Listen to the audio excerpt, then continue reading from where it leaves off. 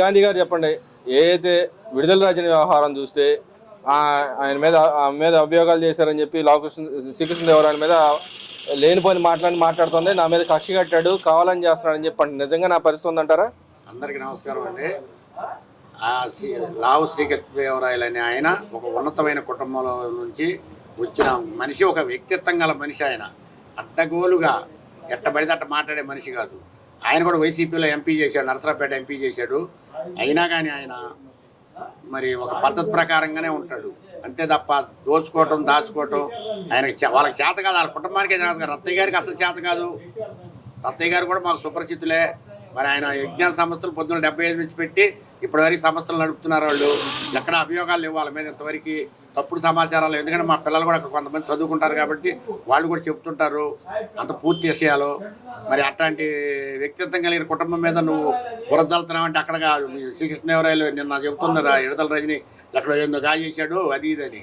అమ్మ తల్లి, ఒట్టొట్టి మాటలు బురద చల్లమాకు వాళ్ళ మీద, ఆ కుటుంబం మీద. ఆ కుటుంబం నెంబర్ 1 కుటుంబం. మీరేదో అనుకుంటున్నారు, మీ ఇష్టానుసారం మాట్లాడటం చెల్లుబాటు కాదు. అది ఒక మహిళగా నువ్వు మాట్లాడదగిన మాటలు కాదు. నీదేదైనా ఉంటే నువ్వు మాట్లాడుకో, నీ మీద వచ్చిన అభియోగాలను రద్దు చేసే మాటలు మాట్లాడుకో. కానీ శ్రీకృష్ణదేవరాయలు అట్ట చేశాడు, గాంధీ ఎట్ట చేశాడు, కావాలని ఇరికిస్తున్నాడు. ఆయనే ప్రత్యేకంగా ఆయనే ప్రోద్బలం ఉంది వెనకాల. ఆయన ఏ తప్పు చేయలేదు కాబట్టి ఆయన మీడియా ముఖంగా వచ్చి మాట్లాడుతున్నాడు, చెప్తున్నాడు, ఇళ్ళ కూడా ఛాలెంజ్ చేస్తున్నాడు. అంతవరకు నిరూపించమను. అవనే వాళ్ళ దగ్గర దమ్ము ధైర్యం ఉంటే నిరూపించింది ఇది అని చెప్పమను మనం, అంతే తప్ప ఊరకు ముట్టొట్టి మాటలు మాట్లాడితే ఎట్ట చలామణి అవుతాయి. నేను చెప్తా, పలానా జనార్దన మా చెలో అది అధ్యక్షుడు సరిపోయిందా? కళ్ళతో చూడాలి, మరి చెవులతో వినాలి, మనిషిని పట్టుకోవాలి.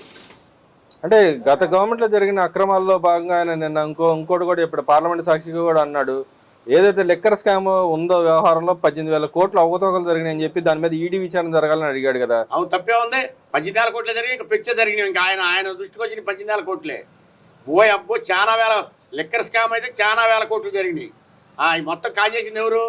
అవి మొత్తం ఆడికి వెళ్ళి తాడేపల్లి ప్యాలెస్కి వెళ్ళి కాదు, అది ప్రజల మొత్తానికి తెలుసు. 5 కోట్ల ప్రజలకు తెలుసు ఎక్కడికి వెళ్ళింది లెక్కర్, ఎక్కడికి వెళ్ళింది స్టాండ్, ఎక్కడికి వెళ్ళింది మొత్తం, ఎక్కడికి వెళ్ళింది పార్థకుమార్ దగ్గరికి ఎంత డబ్బు వెళ్ళేది, జగన్మోహన్ రెడ్డి దగ్గరికి ఎంత వెళ్ళేది, మరి రబ్బీస్లో కానీ దీంట్లో వీటిలో ఎంత డబ్బు పోయేది. ఇప్పుడు ఈయన కూడా చెబుతాడు, వసంత కృష్ణప్రసాద్ గారు కూడా చెబుతాడు దాని గురించి. అయితే నేను చెప్పాల్సిన పని లేదు. ఎక్కడి నుంచి ఎక్కడ పోయే డబ్బు మొత్తం చంద్రబాబు దగ్గరికి, జగన్మోహన్ రెడ్డి దగ్గరికే చేయండి. అంటే ఇక్కడ ఇవాళ పేర్నేని నాని గారు అదే విషయం మీద మాట్లాడితే, అసలు మా దగ్గర ఏం జరగలేదు, ఎన్ని కేసులు పెట్టి మేము భయపడము. అసలు పేరు నాని గారు అనేవాడు ఒక దత్తమ్మ. వాడు బియ్యం దొరికినాయి వాడి దగ్గర, బియ్యం ఎందుకు అరెస్ట్ చేయలేదు? వాళ్ళ భార్యని కేసులు తీసుకెళ్తుంటే ఒక ఇంగిత జ్ఞానం కలిగిన చంద్రబాబు నాయుడు గారు కాబట్టి 6 మనుషులు తీసుకెళ్ళొద్దని చెప్పాడు. వాళ్ళొక మూర్ఖులు, పనికి మళ్ళీ ఎదవలు కాబట్టి ఆడవాళ్ళు కూడా జైల్లో వేయించారు. వాళ్ళు మా భూములు ఇచ్చిన రైతులే మహిళలు తీసుకుపోయి జైలు పాలు చేసి ఇప్పుడు ఆ కోర్టు చుట్టూ తిరుగుతారు మా మహిళలు. బయట మమ్మల్ని మీరేం పేకలేరు అంటున్నాడు మరి ఆయన. సిగ్గే ఇచ్చేసిన మీది పెద్ద ఏమైనా మాట్లాడతాడు వాడు. ఏమైంది వాడు జైల్లో పడ్డాడుగా తెలిసేది. ఇప్పుడు అసలు దొరికిందిరా బాబు, ఇదేం కర్మ నాకని ఆలోచించాల్సిన మనిషి ఇంకా ఎంటగా బీగుతారా అది ఇదని మాట్లాడదు. వాడికి సిగ్గు శరం ఉందా? వాడు ఆ పేరు కృష్ణమూర్తికి ఎట్ట పుట్టాడంటే, నేను కనుక మా నాన్న పుట్టాడు ఆ దద్దమ్మ ఆ కృష్ణమూర్తి కడుపున.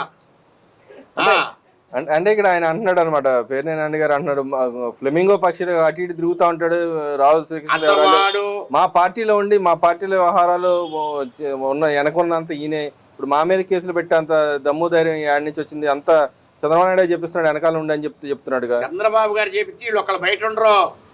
అసలు లోకేష్ బాబుని వదిలిపెడితే ఒక్కడుండడు బయట. వీళ్ళు ఏదో అనుకుంటున్నారు, ఎక్కడికక్కడ కళ్యాలేసి ఎవరు తప్పులు చేయబాకమని తెలుగుదేశం కార్యకర్తలకి కింద ఉన్న కార్యకర్తలు కూడా చెప్తున్నాడు చంద్రబాబు నాయుడు. మీరు ఎవరైనా సరే తప్పులు చేయొద్దని. వాళ్ళు ఇంటలేదా? వాళ్ళకి చెవులు లేవా? లేకపోతే చూడటానికి కళ్ళు లేవా? చంద్రబాబు నాయుడు ఎప్పుడు కూడా కర్రలు తీసుకొని కొట్టుకుంటారని చెప్పడం ఇవాళ కాదు, 40 సంవత్సరాల నుంచి కూడా ఆయన అంతే. ఏళ్ళలాగా మా భూములు ఇచ్చిన రైతుల్ని మహిళలు తీసుకుపోయి జైలు పాలు చేశారు, కోర్టులు పాలు చేశారు. ఇంకా వాళ్ళు మాట్లాడతారు కడుపు కారం తినే మాటలేనా? పేరు నానిగాడు మాట్లాడితే కడుపు కారం తింటాడా, గడ్డి ఎవరు తింటున్నాడా? కడుపు పండిపోతాడు చూస్తుంటే. తలకాయ మాత్రం పుట్టింది, ఇంత లావురు పుట్టింది ఎందుకు? దేనికంట? ఆ పోతారు కృష్ణపురలి గాడు మా పెళ్ళాలను ఎంతమందిని ఎన్ని మాటలు అన్నాడు? వాడు పెళ్ళానంటే వాడు ఊరుకుంటాడా? అని మరి వాడు ఏం తప్పు చేయలేదని అందరూ ఎగబడి వాడి దగ్గర వాడిని పలకరించాడని పోతారు జైలు కాడికి. సిగ్గు చాలా ఉండాలా.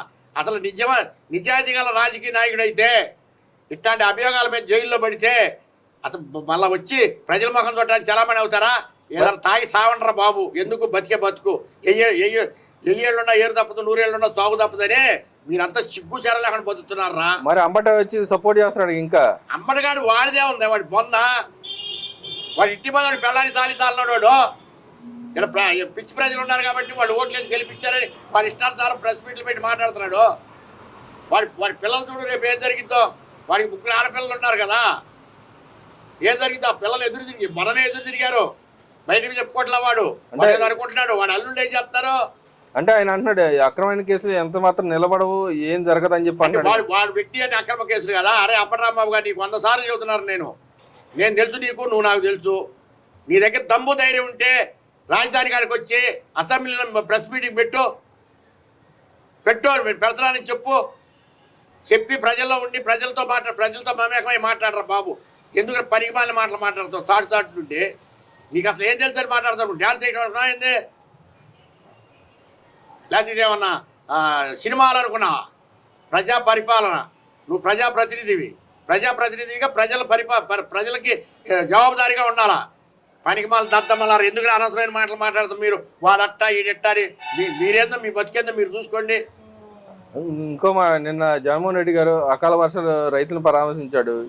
ఈ గవర్నమెంట్ వచ్చిన తర్వాత అసలు రైతు సంక్షేమ పథకాలు ఏం అందిట్లేదు, రైతులకు అసలు ఏం మేలు చేసింది లేదు, అసలు అంతా రైతులందరూ మోసం చేస్తున్నారని చెప్పి అంటున్నాడు జగన్మోహన్ రెడ్డి గారు. అసలు చంద్రబాబు నాయుడు ఎక్కెన్నాలైంది. అరే బాబు జగన్మోహన్ రెడ్డి నువ్వు ఎన్ని అప్పులు చేశానా? నువ్వు చేసిన అప్పులకి అసలు అద్దు దారి డొంక ఉందా? అసలు ఒక్క వ్యవస్థను నువ్వు సర్వనాశనం చేయకుండా ఉండవా? ఒక్క వ్యవస్థనే చెప్పు. నువ్వు ఉన్న వ్యవస్థలో ఏ వ్యవస్థను నాశనం చేయకుండా ఉండవు చెప్పు. మెడికల్లో కూడా కమిషన్లు తీసుకున్నారు కదా బాబు మీరు. గవర్నమెంట్ హాస్పిటల్లో వ్యవస్థలన్నీ నాశనం చేసి 10 లక్షల కోట్లు అప్పు చేసి రాష్ట్ర ప్రజల నెత్తి మీద రుద్ది ప్రజలకి అసలు కంటి నిండా నిద్రపోయామంటారు నువ్వు ఉన్నాలో. కానీ ఆయన అన్నాడు 5 లక్షల కోట్లని పార్లమెంట్ సాక్షిగా మినిస్టర్ చెప్పాడు కదా, మా మీద ఎట్లా అభియోగాలు మోపుతారు అంటున్నాడుగా. అట్టేం చెప్పలా. అభియోగాలు ఎందుకు మోపుతారు? కానిపోయిన మాటలు ఎందుకు మాట్లాడతారు? చంద్రబాబు నాయుడు మాట్లాడలేదు, నువ్వు మాట్లాడే చంద్రబాబు నాయుడిని కానిపోయిన మాటలు. నిన్నెవడు కానిపోయిన మాటలు మాట్లాడాలా? నీ అంతటా నువ్వే తెలియజెప్పుకున్నావు జనానికి, ప్రజలకి. ఏమి తెలియని ప్రజలకు కూడా తెలియజెప్పేవారు నాయన. నువ్వు సామాన్యుడు అనుకున్నావా? నువ్వు ఇప్పుడు తెలుస్తానే ఉంది ప్రజలందరికీ. ఇవాళ 40% ఓటింగ్ ఉంది, నా ప్రతిపక్షం ఎందుకు ఇవని అడుక్కునే ఎదవైపోయావు నువ్వు ఈ రాష్ట్రంలో. ఏం చేస్తావు? కానీ నిన్న అన్నాడు ఈ గవర్నమెంట్ వచ్చిన కదా అయితే ఇన్సూరెన్స్ కట్టలేదు, సబ్సిడీ ఇవ్వట్లేదు అని చెప్పి అంటున్నాడు. కానీ అక్కడ ఉన్న రైతులు ఏమన్నా మాకు అన్ని వస్తున్నాయి, అన్ని ఇచ్చారు, అన్ని చేశారని చెప్పి వాళ్ళు చెప్తారు. చెప్పేది సిగ్గు చెరవ లేకుండా మాట్లాడతారు. మరి అదే ప్రజల్లో మాట్లాడారు కాబట్టి ప్రజలందరూ చెప్తున్నారు మాకు అన్ని ఇస్తున్నాడు, అన్ని బ్రహ్మాండంగా జరుగుతున్నాయి మాకు. చంద్రబాబు నాయుడు గారు మరి వ్యవసాయ పనిముట్లు కూడా ఇస్తున్నారు. నాకు కూడా చెప్పారు టాటర్లు కూడా ఇస్తాడు వచ్చే నెల నుంచి. పందెం వేసుకోమని ఎవడన్నా ఉంటే వైసీపీ వాళ్ళు రమ్మను. మరి ఎందుకని ఇంకా అలా మాట్లాడుతున్నారు అంటారు? సిగ్గే ఉంది వాళ్ళకి. మళ్ళీ మేమే గెలుస్తాం చెవట్లా. నెక్స్ట్ 3 ఏళ్ళలో మన గవర్నమెంట్ వచ్చింది అంటున్నాడుగా. 3 ఏళ్ళ దాకా ఎందుకు ఇయ్యాలే వచ్చింది గవర్నమెంట్.